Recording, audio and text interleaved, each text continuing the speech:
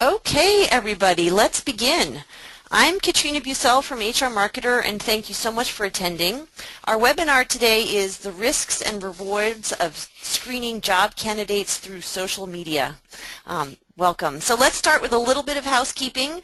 We are going to have the panel present for 45 minutes, and then there will be 15 minutes at the end for Q&A. So please go ahead and put your questions in through the console, the GoToMeeting console. We will answer them at the end, and if we don't get to your question, we will get back to you and make sure that your question is answered. But please fire away on the questions. We love them. It makes everything much more engaging to have those set. So there will be a recording at the end that we can make available to you. We today have got a knowledgeable, smart, and experienced panel, so let me briefly introduce you to them. Please welcome Lisa Kay, founder of Chief Human Resource Officer for Greenlight Jobs, an online career community offering media and entertainment job listings, career services, career advice, resume services, and professional sourcing and search services to employers in the industry. The media industry, remember. As you can imagine, Lisa has experience with hundreds of organizations, many of whom approach the use of social media tools to screen candidates in varied ways. Lisa has juicy stories, and she's been around the block, so welcome, Lisa. Thank you. So Jeffrey Andrews is founder and Chief Operating Officer of Social Intelligence. In short, social intelligence is in the social media screening business, right? That's what we're talking about today. What social intelligence does is to provide human resources, legal, compliance, and risk management professionals with social media background checks for pre-employment screening and active monitoring of employees to facilitate better hiring decisions and reduce organizational risk. As you can imagine, Jeff is a proponent of social media screening done well and responsibly. Other participants in this lively conversation will be from Employee Screen IQ. Employee Screen IQ helps employers make smart hiring decisions. They do this through a comprehensive suite of employment background screening services, including the industry's most thorough and accurate criminal background checks, resume verification services, and substance abuse screening.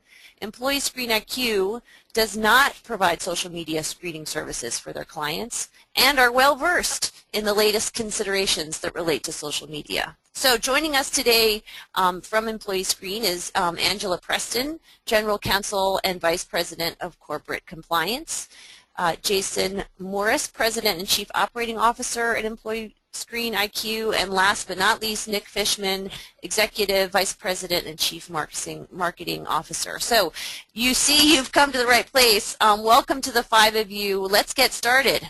Nick, you're on.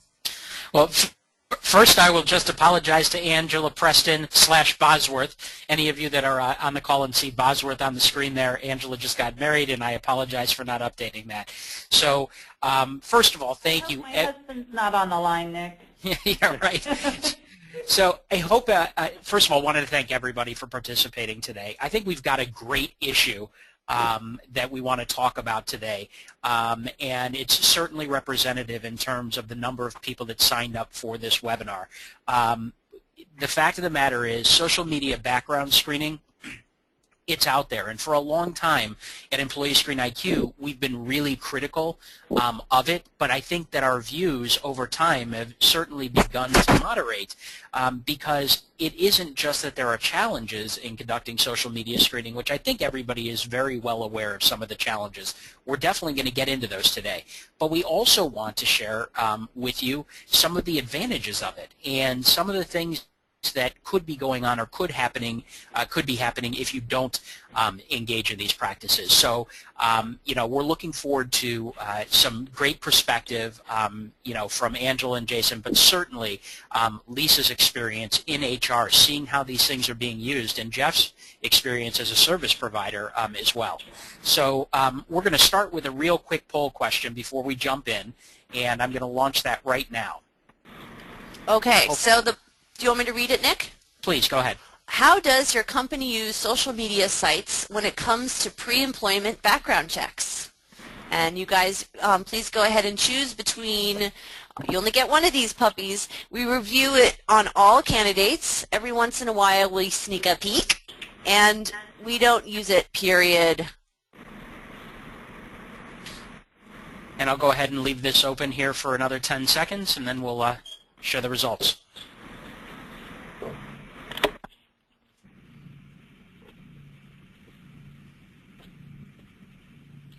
Okay, I'm going to go ahead and now close the poll, and we'll share the results.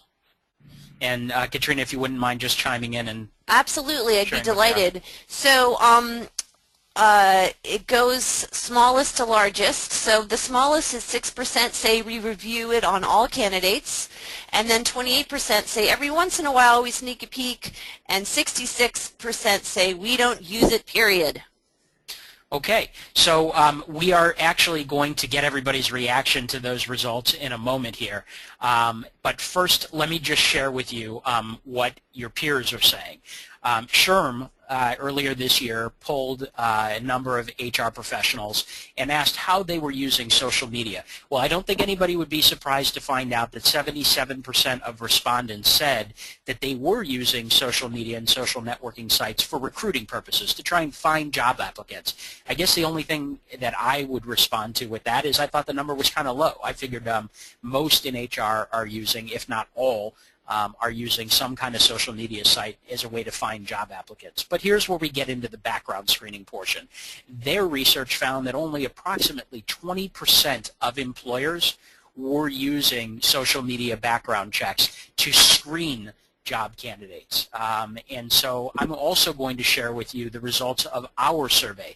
We polled nearly 1,000 HR professionals earlier this year as well, and we wanted to see how our results stacked up against what SHRM found. What we found is that 64% of the people that we polled said they never conduct social media background checks. Only 7% said that they always did it, and 29% said that they do it sometimes. So at this point, I'd like to turn it over to Lisa and Jeff. Lisa, first, what's your reaction to those statistics? Do you think they're high? Do you think they're low? Do you think they're about right? I think that it's a little surprising that people, most of the people have said never. I think my feeling is they're doing it, but they're not owning up to it. I think that there's just a lot of trepidation around how to do it and how to do it right, and whether they kind of sneak around and do it because their company policy doesn't have an official take on whether or not they should use them to preclude candidates from hiring. I'm a little surprised that it's most people are saying that they don't do it, because I don't know that I'd necessarily buy that. Yeah, and so evidently in your experience you're seeing a lot of people using it. Yes. Yes. Okay. Jeff, what do you think? I in general agree with that comment. I think that it's a little bit like if you were to poll a room of people if they ever speed or if they ever accelerate through the yellow light when the light's changing to red. I think that most people would say they don't, or very infrequently, but I think more people do than would like to admit it.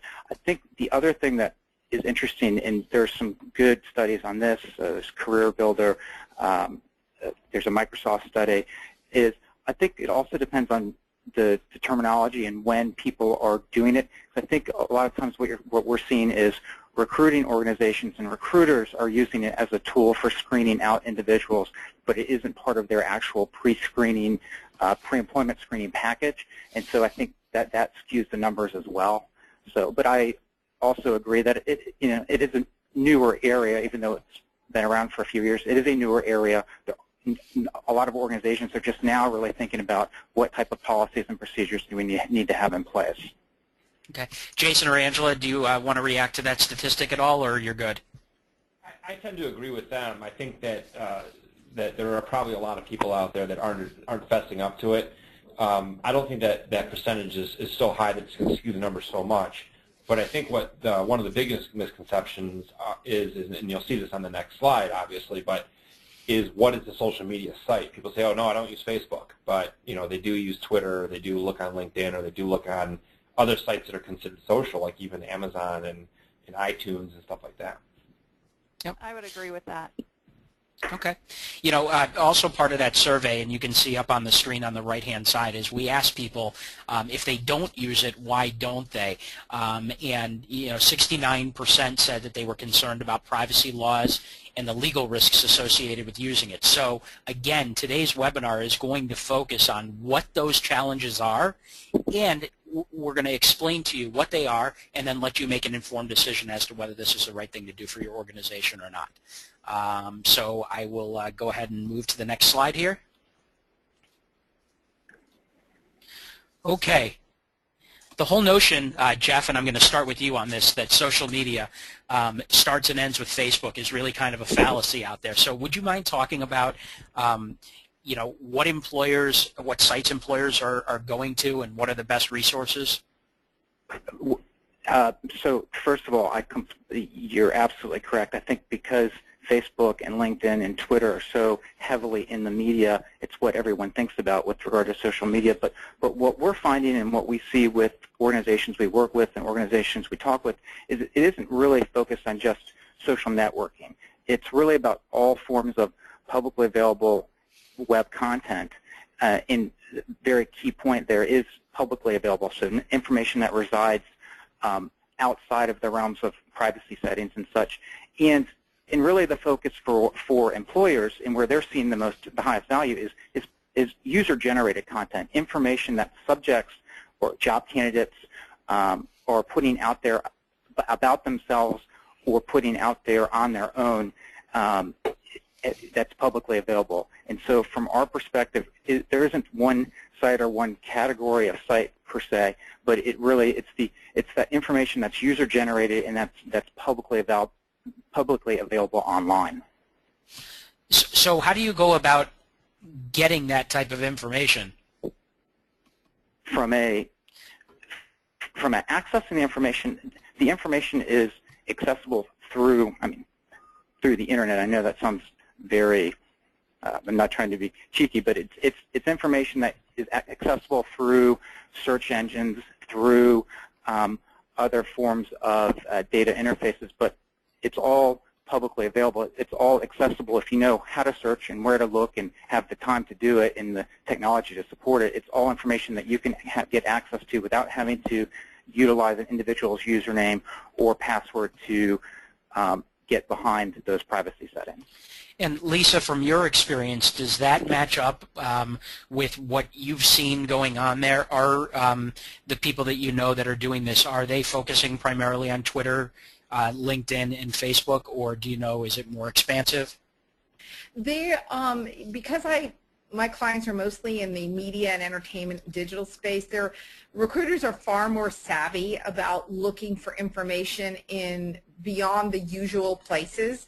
So for, you know, video hosting sites like Vimeo or YouTube are other ways that recruiters can find content or information on an individual, particularly if they're in, say, creative jobs or production jobs, and they are, you know, hosting websites or other materials on third-party sites. It's very easy and accessible for these recruiters to find out information above and beyond the social media icons that are listed on this screen. So, Lisa, what is it that employers are looking for generally? Oh, anything that either flies in the face of what's on a resume or a LinkedIn profile.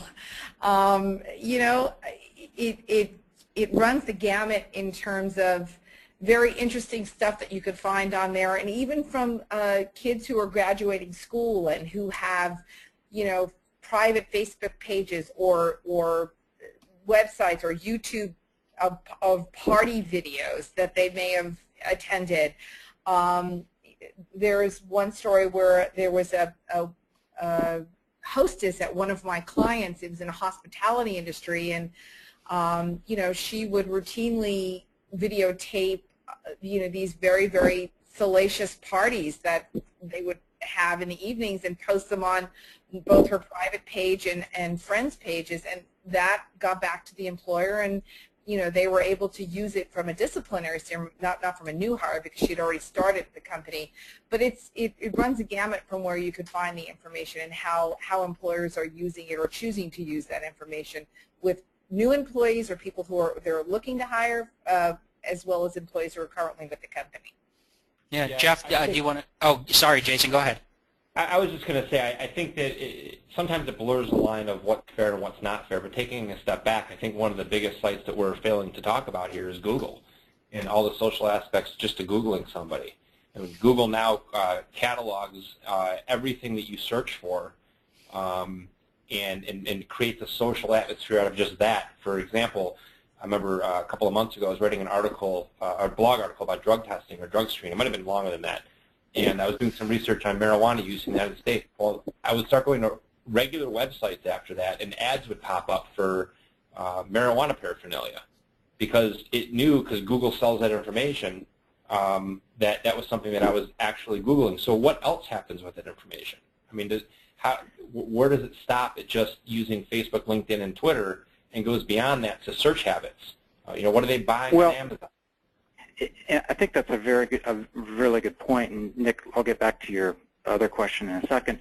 But I think that's why we are so focused on user-generated content. So we don't not taking into consideration what someone's searching for, or what someone may be associated with, or even what someone may have said, what some third party has said about an individual. Really focusing on what is the content that this individual is specifically putting out there, whether it's within the social networks or if it's on blogs or if they're commenting on articles. And from what we see as we work with employers, we really try to provide them a very objective and quantifiable set of information that they can, or filters that they can choose from from a categories perspective, and really focusing on illegal activity, racism or demonstrations of intolerance or discrimination, information that would fall into sexually explicit content, and not sexually explicit from this person took a provocative photo and posted it online, but sexually explicit in the situations where individuals are working with subjects that are at risk, like youth or like the elderly, and they have potential relationships or issues that would be an indicator of a potential concern. And it's really those areas that we see that employers are coming to or wanting to have the information so that they can look at sort of the whole view of the individual and look at the other content that's come back from the screening process and then make a hiring decision. Yeah. So let me flip that a little bit. Sorry, Jason, for interrupting. Let me flip that a little bit and ask, what information is there? Because, there's more than just bad information that you can get from social media. Is there good information that employers are looking for as a way to help a potential candidate stand out? Absolutely. Yeah. From the information, whether it's the finding that this individual is an active participant in a charity or philanthropy, or whether they're active within, speaking across industry events, participating in different industries. There's absolutely very positive information that you can find, and that I think positively can impact the hiring decision, because it indicates this person may be a great fit for a given organization. Okay. Yeah, I agree 1,000% with that. I think that there's so many positive things that you can find out through social media to really help somebody stand out if you're just looking for that positive information. So I have one more follow-up question on this slide, Angela, that I want to direct towards your attention, and that is the whole issue of consistency. If you are going to utilize any of these searches, is it incumbent upon the HR department, whoever is going to run the search, that they run the same search on everybody every single time? Well, I think that it's important to make sure that whatever is searched or whatever is taken into consideration as a hiring criteria is related to the job. It has to be related to the particular position. So if you're looking for qualities or qualifications, whether in a positive vein, for example, a cultural fit or writing ability or connections in a particular type of network, expertise in a particular field. I think that it's important to make sure that that's somehow reflected in the position description, and that, yes, that there is consistency amongst the applicants that are applying for that or being considered for that particular position. It doesn't mean that you have to do the same thing for every single job within the organization, but it should be tailored specifically to the position for which you're hiring. And we'll talk about some ways that you can protect your organization throughout that process as we go forward. Okay, well, let's do that. Go ahead. I'll leave it to you, Angela. Sure, yeah. We wanted to talk today about some of the legal considerations. And, you know, we've talked about the different sources that might be out there and why employers might want to look at this stuff. We want to focus on just at a very high level, and we'll get into some specific examples as we go through, you know, some of the legal concerns that or considerations that organizations need to be aware of as they're making a decision whether or not to use social media. And I'm starting with privacy. I think that what people have already said here on the webinar, there is a certain expectation that employees or applicants are entitled to a certain level of privacy. And things that are shared in social media, you know, usually there are ways to privacy protect certain posts, and through the different settings, if an employee or an applicant or an individual has decided to make information private, I think that it needs to be a consideration by the employer. We saw a trend this year where a lot of states are enacting laws that prohibit employers from asking for passwords to access private information. That would seem to be common sense, but I think that it needs to be said that it's not a good practice as part of the hiring process and part of the screening process to look at information that an applicant has marked as private. Okay. And yes. So, Lisa, let me ask you this, and anybody else that wants to jump in on it, feel free. What do we consider, and actually, Jeff, I think you defined it a little bit earlier when you said you're not going after anything that is password protected. But beyond that, do you guys have any lines that you would suggest as far as what is private life versus public consumption? So this is there's a couple of different pieces to that. And so first of all, let me say that I completely agree with Angela on the employers shouldn't be asking for usernames and passwords, and I think that's why we see the legislation that's happening. And what I say to people, I liken it to people that are applying for jobs or existing employees, they wouldn't want their employer to come to them or their potential employer to come to them and say, hey, may I have the keys to your home so I can I can let myself in and walk around the house and check things out before I hire you.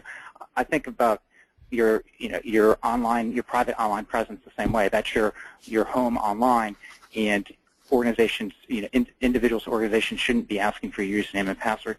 To the privacy piece and the information that's publicly available, back in March, I had the opportunity to speak and participate in a panel at Fordham Law School's annual Law and Information Symposium. And this year is actually very squarely focused on privacy and employment in the digital society. And one of the focus areas was social networking in the hiring process, which is obviously very much aligns with our discussion today. And in a room full of privacy experts, attorneys, academics from around the world, these topics were discussed, and with those privacy experts, really sort of the three main points that came back to were, first of all, under no circumstance should you be asking for usernames and passwords. Second, if the information is publicly available and the subject is allowing that information, especially their user-generated content, to be out there and publicly available, then it is the employers have if done correctly and legally, have the right to assess that information if it's part of their overall processes. And then third, is, and I think Jason may talk about this later, Angela may talk about this later, the employer or the potential employer has to be very sensitive to the fact that even if the information is public, they shouldn't expose themselves to information that isn't legally allowable, such as federally protected or state protected class information. So, yeah, and actually that's a good transition into our next slide. So the next challenge that we potential challenge are claims of discrimination. Angela, you want to introduce that really quickly, and then Jason, I know you've got an example. Sure.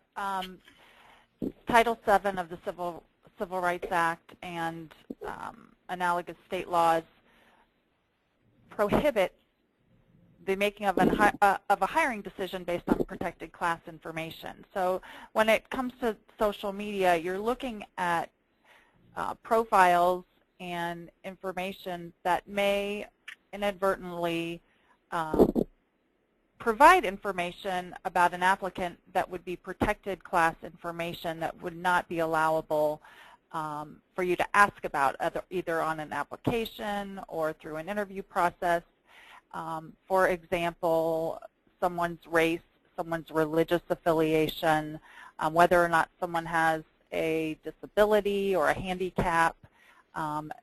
There may be information through photographs that would give visual clues, or organizations or groups that individuals belong to that would provide the information to whoever's reviewing the social media site, reviewing the profile. And once you see that information, you can't unring the bell. You can't deny that that information was seen if you're using that as part of your screen. So you need to be very careful about what you see, because some of what you see and process may not be legal under federal or state law. Okay, Jason, do you want to share the example you've got? Yeah, well, I actually take a step back a second. I think, we're just talking about screening here, but I think it's important, because a lot of people listening to this are recruiters as well, about the people that use this, these sites just for recruiting purposes. And I think it's important to note that even if you're using LinkedIn as your sole source for recruiting, you could end up with some discrimination claims as well, especially if you're OFCCP or Order 11246. And the reason is, and there's been a couple of suits based on this, LinkedIn's got about 225 million users. And if you look at the U.S. population, it's 16.4% Latino and 12.6% Black or African American. If you look at the population of LinkedIn, you're looking at 7% and 6% respectively. So just by using a site like that for recruiting and feeling that you're good just to do that, you could run into some issues as well. The example that I wanted to give was, it's a very interesting case. There's a guy named Martin Gaskill, and he was applying for a job as a professor at the University of Kentucky. And all colleges are different, and they work differently, but in most colleges, a lot of these things are done by committee. And these candidates come in, they're interviewed by the dean, maybe, and the search staff within that college of that university.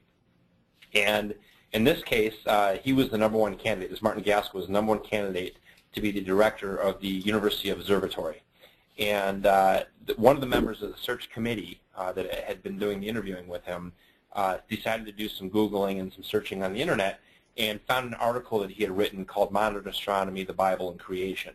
Well, they realized that he was what they consider a creationist, and didn't feel that that would fit in with the philosophies and the background of the university. So, the members of the search committee started emailing each other about it, and, when that happens, all that stuff is discoverable. And they decided to remove their consideration of hiring him based on his religious beliefs. Well, what do you think happened next? He sued, and he won a judgment. The case was actually settled in January of 2011, and he won $125,000 in that case. And if you go back to what Angela said, you can't unring that bell. Once you look, once you see it, once you start talking about it, it's there. And the search committee in this particular case, they had documented everything they did and all their discussions in email. So Jeff, how do you avoid the appearance of discrimination when you're doing this type of search? So if you're utilizing a third party, and what we do is we redact the protected class information, whether it's state or federal at a federal level. That way, the employer never has the opportunity to be exposed to the information. Thus, they never open themselves up to the risk of discrimination lawsuit, at least with regard to how they're utilizing social media. If an organization is doing this internally, and I'll use an example of our organization, we utilize the same process that we perform for employers internally, and what we've done is we have a very clear firewall between the one specific individual that performs our social media screening on behalf of the people that we're hiring, and they redact all of the same information before any of that is sent on to the hiring manager or the people that are making that decision. And so whether it's done internally or whether you're utilizing a third party, there needs to be either the third party that needs to be responsible for doing that for you, or you need to have an individual or set of individuals within your organization that are going to take the responsibility of performing those searches, redacting that information that isn't legally allowable before that information ever is presented to the people that are making the hiring decision. So I want to shift over to Lisa really quickly, because that's really good information to have, Jeff. But Lisa, in your experience, are most employers, do they have a sophisticated enough process that they're doing that right now? No, they don't. Okay. I think the ones that sort of own up to the fact that they are doing it really don't dive deep enough into it, and probably just do the rudimentary types of references. If they come across information through social media or Google that is potentially detrimental to the employee, I think they, by and large, from my experience, tend to shy away from using that information on a formalized basis because they just simply don't know how to. Mm-hmm. And again, those that that do make hiring decisions and judgments based on information they find vis-a-vis Facebook or Twitter do so, I think, in a very quiet and nondescript way. So, I mean, the good news is there's a lot of room for education out there on these processes. And in the interest of time, I apologize, I'm going to skip over to the next one, which deals with accuracy. Angela, would you mind kicking it off? Sure. Jeff has mentioned a couple of times that those employers who are doing this systematically and maybe using a third party, they are looking at user-generated content. Anytime you are looking at sources that you cannot independently verify for accuracy, there is some risk that the information is not accurate. If you're using a third party, the Fair Credit Reporting Act does require maximum possible accuracy, and that the information that's used in the background check is accurate at the time at the time the decision is made. So even if you're doing this yourself, how do you really know that what you're looking at is not a photoshopped photo or content that's been generated by someone else, or information that, there are many instances where people create multiple profiles in order to portray themselves in the best light, and so it's a problem of how do you know that what you're looking at is accurate and legal, and then are there steps that you can take to verify that throughout your process? So Jeff, again, would you mind weighing in how somebody gets over this hurdle? Absolutely. And to this point, I think the Fair Credit Reporting Act really provides a great outline for really the overall process that I think employers should be taking into consideration, not only from a authorization disclosure up front, making the applicant aware that this type of screen is going to be performed, but as you go through the process, to Angela's point, there is a lot of information out there that isn't necessarily, you can't know with a high degree of confidence that it's related to individual. And so what we do and what we recommend to others that are doing, if they're doing this internally, is you need to have a set of unique and non-unique identifiers that you have to match from a standardization perspective every single time before you will even take that content into consideration. And I think one of the other very important pieces is, even with the best processes, and I think this probably even applies to not just social media, but to credit or to criminal checks, you still have to have the process of letting the individuals know, we found something that's potentially adverse. So you have your pre-adverse notification process, and then you have your adverse notification process, and ultimately you have a dispute resolution process, because whether it's social media and the individual says this wasn't me, or I didn't say this, or it's that this record on my credit report isn't me and someone stole my identity, or if it's a criminal record, they need the ability to dispute and come back and say, this isn't related to me, this is a mistake, and that's why you have those processes in place. And that's why it's important for companies to use a third party like Jeff's firm, because it's all about responsible use. And I think if the third party is educating their client and really only taking on clients that are using this in a really responsible way, are the ones that are going to sell us out of hot water. I keep looking back at an example a client gave to me years ago on why they don't do it, and they had a great candidate that they were looking at. Somebody in their office Googled them and found a picture of that individual snorting cocaine off the hood of a car, and they brought that picture to the attention of the applicant, and the applicant started laughing because he was a model, and he did a drug-free workplace ad years before that, and that's what that ad was. That's what the picture was. So, her response to me was, we're not going to do this because I would have lost a great candidate if I had done it. So again, going back to what Jeff said, it's all about that responsible use of the information. And I think, Nick, you can cut me off if we're running out of time, but I think, Jason, you used that example on the Quick Takes video you guys did last month, and I think that's I think that's a fantastic example for why organizations shouldn't just be doing this on an ad hoc basis. You need to have procedures and standards so that, and as you said, using the information responsibly so that they can avoid the exact situation that you described. Right. Wow, who knew that Jeff and Jason would be cross-promoting each other by the end of this webinar? Very exciting. So, yeah, again, in the interest of time, this is one issue that I think we could probably spend an entire webinar talking about.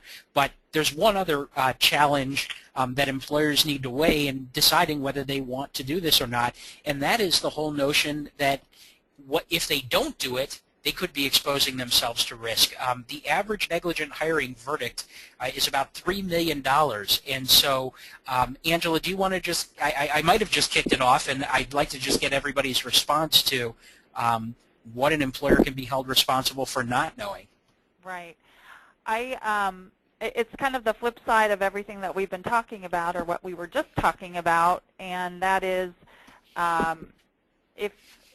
as information becomes more readily available and public information is just a Google search away, does an employer actually have a duty to search social media if they knew or should have known just through a very simple search that a particular applicant or employee was not well suited, and that could lead to a lawsuit. Angela, are you, off the top of your head, and I know I'm putting you on the spot, are you aware of any cases where that's taken place, where that's happened? I don't have any cases that have actually been litigated at my fingertips. I know that cases have been brought, but there have been multiple cases where it's okay to terminate an employee based on something that's found in a Google search. But I think that what we're waiting to see happen is this situation where an employer is actually held to a duty to take action on something in the screening process when something is foreseeable or readily available. Jeff might know of some instances. I can give a couple examples of cases, at least one case that was settled that was specifically a negligent hiring and fraud case This was a situation, it was frankly a very unfortunate situation. Camp Stewart, which is a camp in Texas, had hired an organization called Camp America to hire their, recruit, screen, and hire their camp counselors for the summer. Individual named Scott Ziris was hired, was a great candidate, was brought in, was later arrested and tried and found guilty of multiple counts of molestation. And that the camp and Camp Stewart and Camp America were sued for negligent hiring and fraud, and they settled that case to the tune of $5.4 million.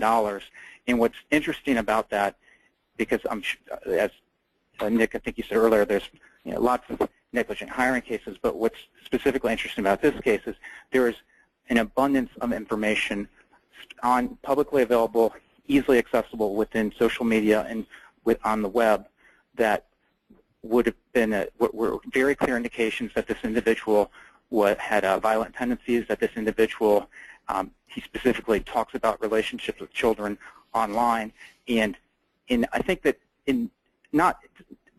social media, I think like a lot of screening, it isn't a one-size-fits-all solution, but organizations need to take into consideration the service or the role the individual is playing within their organization and the risks they pose to the stakeholders, whether those stakeholders are employers or fellow employees, customers, investors, and the ability they have to negatively impact those individuals.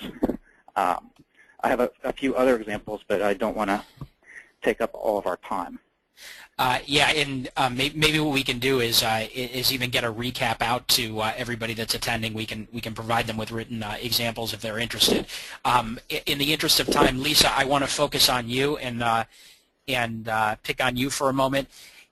If you're doing social media background checks, I think by and large, many candidates would react negatively if they knew the employer was doing it, or the employer didn't take the time to explain what they were doing, why they were doing it.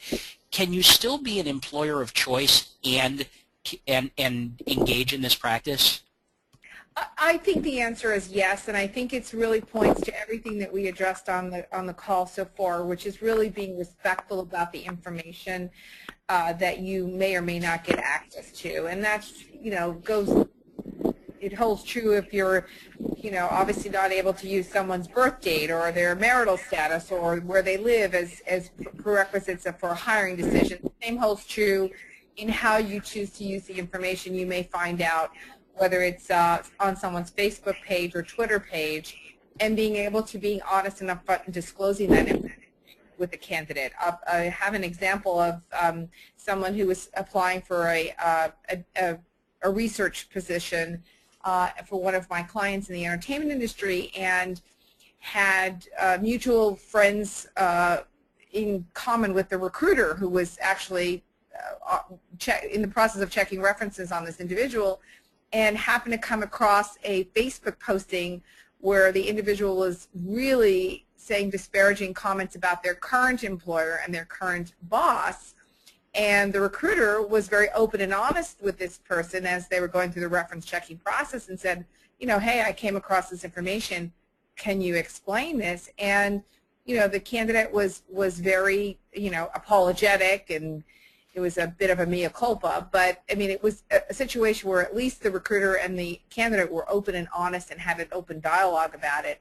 And it resulted in them hiring the person. But, people are going to say things and do things that may come back to haunt them. Some are more egregious than others. But I think if you use it in a respectful way, both the candidate and the employer could come out and have a positive outcome. I can kind of take a counterpoint to that, and it's kind of an odd position for a background screener to take. But, from a candidate experience standpoint, I don't know that many candidates, especially younger ones, are going to want to work for companies that do this. The background screening process in and of itself is a pretty scary process for most people after they've already been interviewed and decisions have been made. To then find out that a company might do this is scary. So one thing that I recommend that clients do is, this is something that they're not going to do. If they choose to not go down the path of using social media sites, it's to tell the applicants that. Tell them that's not something they're going to do. And I think it gives the applicants a nice feeling about what's going to be found and not found. Well, but then I'll also back that up and say if they are going to do it, to me the best practice would be being transparent about it. Don't do it in the shadows. Let applicants know that you're going to do this, and when you do, here's what the information is that they're looking for. This is what they might be concerned about. And I think that if you do it in the shadows, you definitely run the risk of kind of a backlash. If you're open and transparent about it, like you are when you have to conduct a background check, I think you stand a much better chance. And if I may add, I completely, to the point I said earlier, and I agree with everything that has been said, is it really depends. It depends on the role that the individual is coming into in the organization and the areas of their areas of responsibility. If an organization's hiring a lot of younger individuals right out of college in associate or staff roles, and they don't have access to customers' account information or highly proprietary information, or they're not working with an at-risk population. A lot of these things, I think, are part of what need to be taken into consideration to the one-size-fits-all. Organizations need to assess the roles that are important to them and that pose risks to their stakeholders. Okay. Well, we're gonna let that be the final word. I know we've got a quick list of do's and don'ts for anybody that's on that wants to know some of the recommendations that we have, and then we're going to get to questions. And I realize that we're running a little bit long. As long as it's okay with everybody else on the line, we can go a little bit further in time on the questions if everybody's okay with that. Jason, you want to go ahead and go over the do's and don'ts? Sure, sorry. If you're going to use, I'm going to read the slide, but if you're going to use the social media screening, be sure to evaluate the 7 do's and don'ts that we've come up with. Do designate a project owner. Make sure that somebody at your company is in charge and they own that project. Don't ask candidates for passwords. I think we covered that ad nauseum. Definitely consider the FCRA implications and how that can get you guys in trouble. And actually another point to that is, don't hide behind the whole it only comes into play if there's a third party involved, which is where the FCRA comes into play, because I kind of feel that's going to be removed soon. Don't believe everything you read and see online. We're giving some great examples of that, especially with the cocaine example. Be aware of too much information. Don't use social media inconsistently. That's where you really come into some discrimination issues. And definitely create a written policy for using the online social media and the background screening process. And that's probably the most important tip there when we talk about not being able to unring that bell and anybody being able to make an accusation. The minute somebody says, you didn't hire me because I'm pregnant, and you saw that on my Facebook site, having no policy to back up the fact that you didn't do that is terrible. It's a bad practice. You want to make sure that you have a written policy that you train your staff on regularly and record and take attendance in those trainings so you can make sure that all your people have been trained on how those sites will or will not be used. Okay. We'll turn it over to questions. Katrina, I've heard there are a lot of them. There are a lot of them. You guys are awesome, and they're still flowing in, and they're fantastic. And again, if they don't get answered now, the appropriate person will give you a call back with an answer, and certainly have a conversation with you after. So, quick maybe the easiest one is one of definition. So, the question is, can you explain the difference between social and media checks? So those are 2 different types of checks, and what's the difference between the 2 of them? I don't think you can. I think the same risks and rewards apply to both, in my opinion. Okay. Anyone else have a thought on that? I agree with Jason. To the point earlier, that's why I think that the term social media can be a little bit misleading, because from our perspective, it's really about publicly available online content. Right. Okay. So there are a bunch of questions that relate to the nuts and bolts of a social media search, and I'm going to take this as if a third party is doing it, so maybe you could answer it that way, Jeff. How long does it take? Like, can you just quickly go through the process, because people are asking different questions about that, and just talk about how long it takes? The process usually takes between 24 to 48 hours, and from oftentimes one of the questions is what information would an employer need to provide, and the answer there is resume information. We certainly as a third party don't want Social Security numbers or information of that, but we want the resume information. We want to know where they went to school, and because all of that data can be utilized to really inform the accuracy of the content that we find. Okay. Thank you. I want to switch then to a couple of legal-oriented questions for you, Angela. This one seems a bit esoteric, so maybe you could also help define some terms when you add it, when you answer it. But I think that it's a valuable question. What is? Sorry, Katrina, we lost you.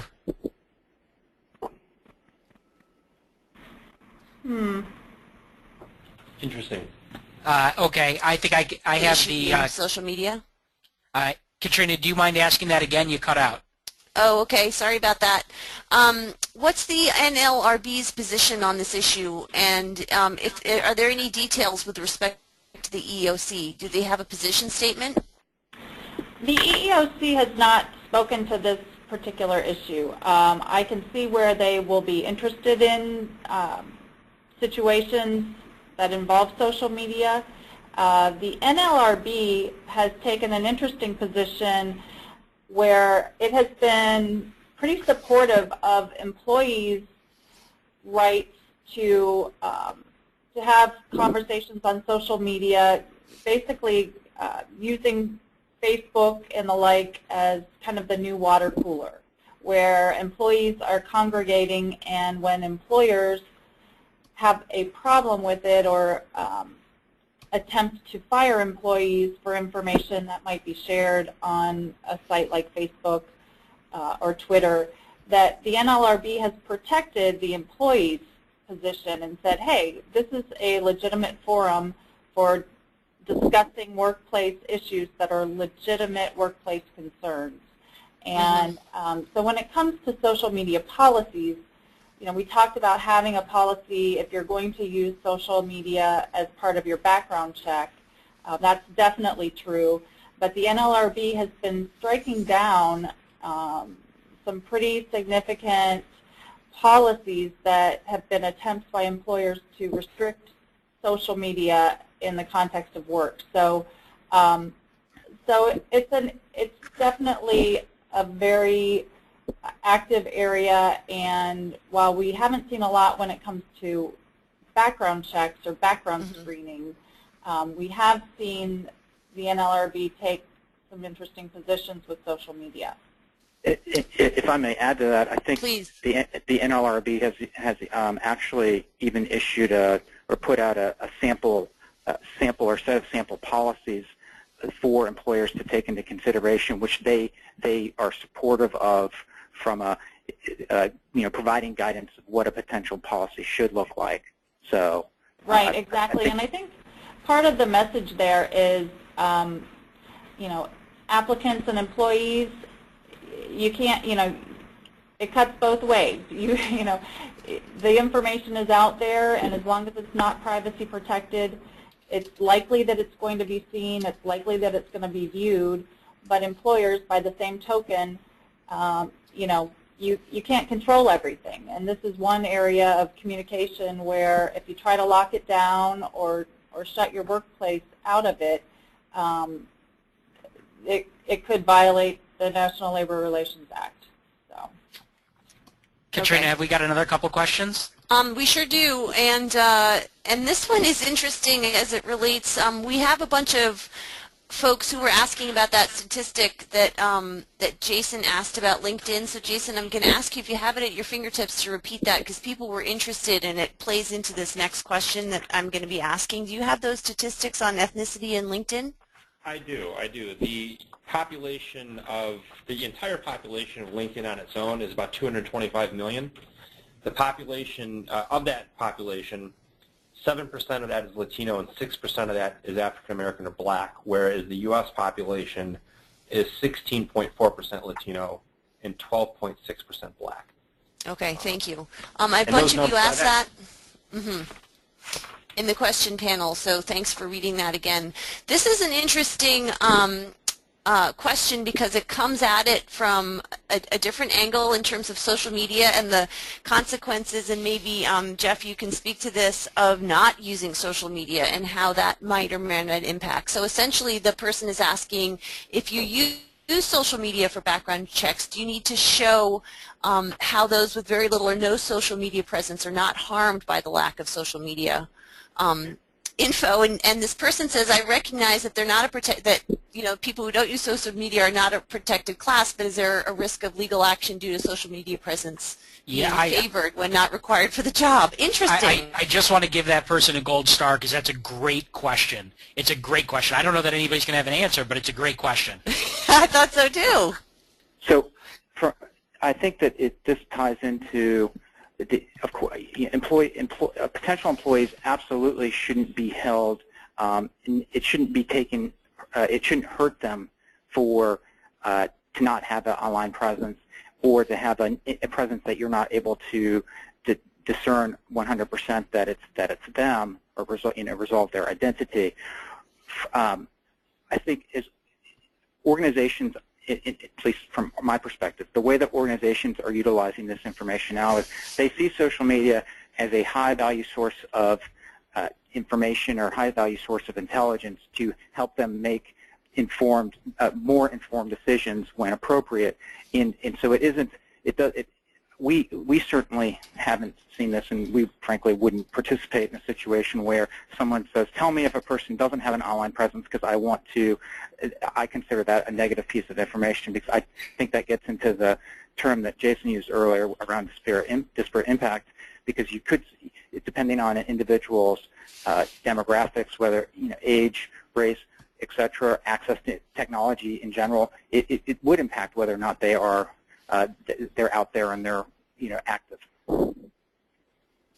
Anyone else want to weigh in on that? Yeah, I'd like to just add to that it gets back to the job qualification, and it gets back to what is required for a specific position. So I think that when it comes to any type of potential discrimination, it really has to do with whether or not the employer can defend that this is a legitimate job qualification, and whether or not the person meets that qualification. I don't think it's realistic to go into a media marketing situation without having some social media experience to show as part of your job qualifications. And maybe Lisa can speak to that a little bit, but yeah, it gets back to what's legitimately required for the job. Okay. Lisa, did you want to say anything on that? We'll move to our last question. Okay.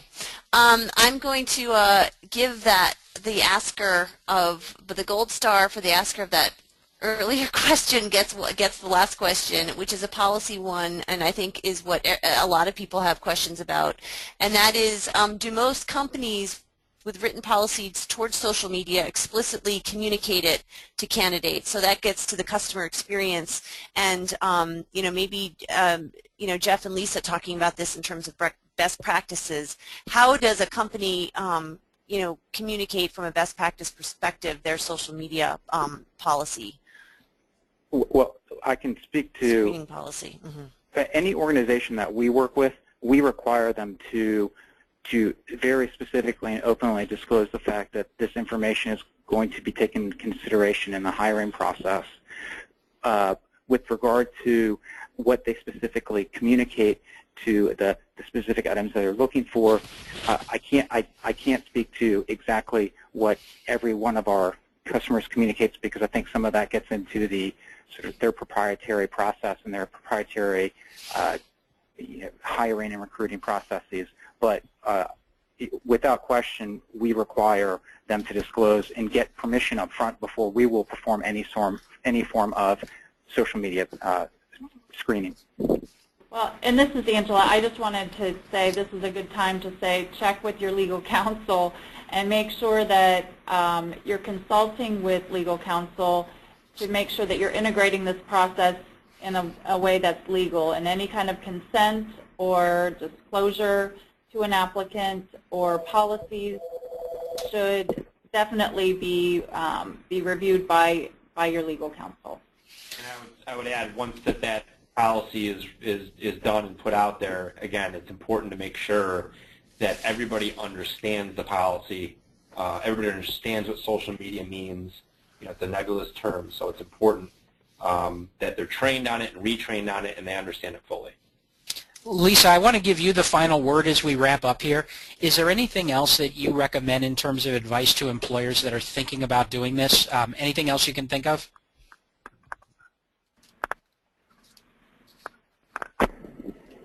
Uh-oh. We might have lost Lisa. I think we lost Lisa. Uh-oh. Okay. Yeah, I think we lost her. We'll take it as if there was no advice. Everybody, thank you very, very much for participating. I know everybody's interested in finding out about their HRCI credits. We're going to get those out, emailed to everybody, as well as a recording of the presentation within the next 24 to 48 hours at most. I also want to encourage anybody that's going to be at the annual SHRM conference in Chicago next month to please stop by our booth. We're going to be at booth number 1335. Angela, Jason, and I will be there. Jeff, I imagine you're going to be walking around the conference somewhere as well? I suspect that is the case, yes. Okay. Well, good. And you wish it was next month, Nick. Got news for you, buddy. Did I say next month? Sorry, I meant next month. Thank you. Thank you. In 2 weeks. Right. Right. Going to show up and say, "Where's the booth?" Yeah, maybe we can even convince Jeff to come to the booth for a few minutes and spend some time with the people that are coming as well. So it would be my pleasure. Great. So that's it. We're going to wrap up. Thank you very much for your time, and have a great day. Thanks, everyone. Thank you very much, everyone. Thank you.